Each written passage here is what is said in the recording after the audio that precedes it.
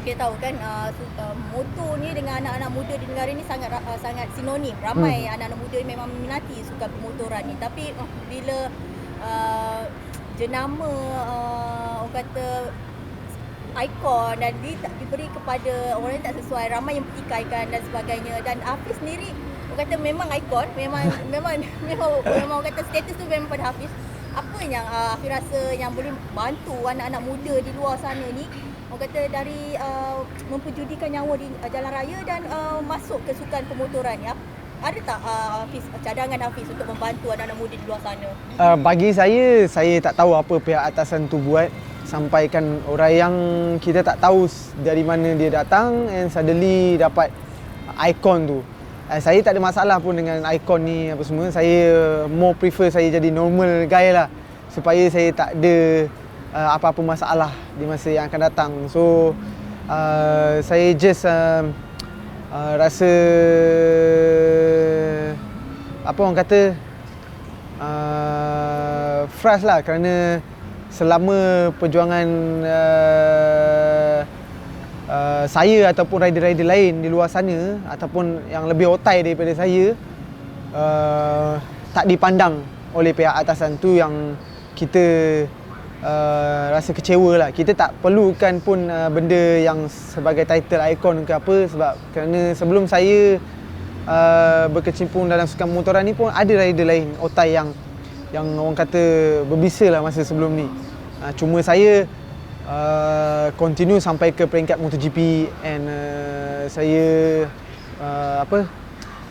dapat membuat nama saya first as a Malaysian rider dekat MotoGP and dapat memberi saingan top 10 lebih 5 kali di 2018. So cuma saya harapkan pihak atasan lebih membuka mata, nilaikan mana yang orang kata, saya bukan kata semua orang tak baik, ada baik buruk dia, tapi kita tahu dari segi apa yang motif kita nak buat. Bila positif lah, bila negatif that's why dia jadi negatif. And then kita pun tak tahu apa latar belakang orang tu, and kalau more positif kita support each other, kita tak ada masalah, dan saya pun tak ada masalah kan. Tapi bila kita tengok pun kita tahu ada benda negatif banyak dekat salah seorang. So saya rasa orang pihak atasan lah patutnya benda tu lebih peka dan lebih tahu positif ataupun tak positif. Dan saya tak boleh katakan lebih, and benda pun dah terjadi. So is it terpulang lah after this ataupun in the future. Nasihat Hafiz kepada kata anak-anak muda di luar sana yang mungkin baru nak menceburi dan mungkin masih mencari arah nak berada dalam industri, di dalam sukan pemotoran ni, apa nasihat Hafiz?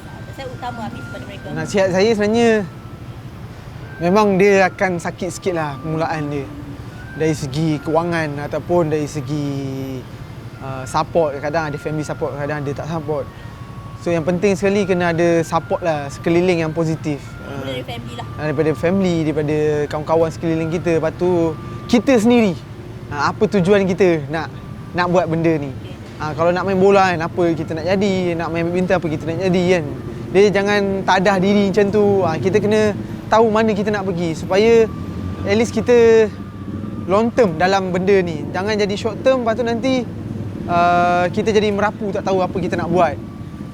Tu yang ada certain yang saya boleh nampak, saya belajar kan. Kita kena nak jadi, nak stable ataupun nak long term, kena plan betul-betul supaya tak nak tersangkut di tengah jalan dan tak tahu mana arah kita nak pergi. Macam tu lah. Hafiz, mungkin ini kata-kata perangsang juga kepada anak-anak muda di luar sana. Bila menjadikan sukan pemotoran sebagai kerjaya, apa kelebihannya pada Hafiz?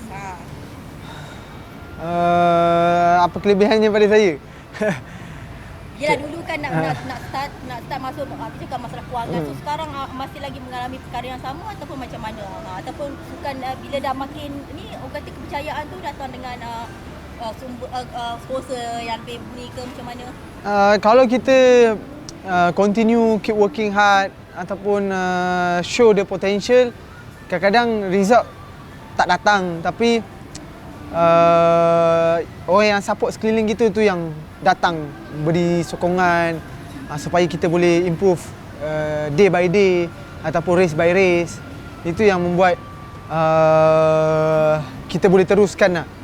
And, macam saya, because of ayah saya, macam tadi saya katakan, dia seorang mekanik, dia support saya, dia berikan satu, orang kata, big impact yang sangat positif lah bila saya nak teruskan perjuangan saya dalam karier sukan motoran ni. So lagi satu pun, kita perlu belajar lah, apa sekalipun, walaupun contohlah saya champion banyak kali, tapi kadang bila kita datang tempat orang baru ataupun ada rider muda, kadang kita boleh belajar untuk kita lebih improve. And then sekarang ni saya bergerak sendiri, sure adalah rasa dia macam dulu-dulu, rasa kesakitan dia nak teruskan racing dengan modal yang ada. Tapi saya cuba lagi, and kita try as a maximum. Kita tahu mana diri kita, kita tahu berapa lama kita boleh berada dekat dalam benda ni. So kita kena teruskan lah, try. Kalau tak boleh, baru kita cakap tak boleh. Itu yang kita tahu mana kita boleh ke tak boleh. Kadang-kadang kita dah tahu kita tak boleh, tapi kita try, and suddenly benda tu boleh, ataupun kita dah tahu memang kapasiti kita dah tak boleh. Okay, bila dah tak boleh tu, kita terpaksa cakap tak boleh lah. Jangan, maksudnya tahu kedudukan. Kita tahu as a athlete, kalau dia dah sampai tahap yang tertinggi, dia tahu mana dia boleh, mana dia tak boleh. Kalau dia tak boleh, tak boleh. Kalau saya cakap saya tak boleh, saya akan cakap saya tak boleh, and saya akan bersara. And saya cuba buat masa sekarang ni, and saya tahu walaupun agak sukar sedikit 2-3 tahun ni, result saya menurun compare sampai 2018 lah last saya yang perform sentiasa. Cuma saya masih yakin dengan diri saya. That's why saya kata kita tengok lagi setahun atau 2 tahun, and kalau benda yang sama masih tak ada improvement, and saya akan announce dan saya akan bersara, supaya saya tak ada seksa diri saya, and saya pun cukup dengan apa yang saya ada, and saya ada family, supaya saya tak nak satu hari family saya terabai macam tu lah.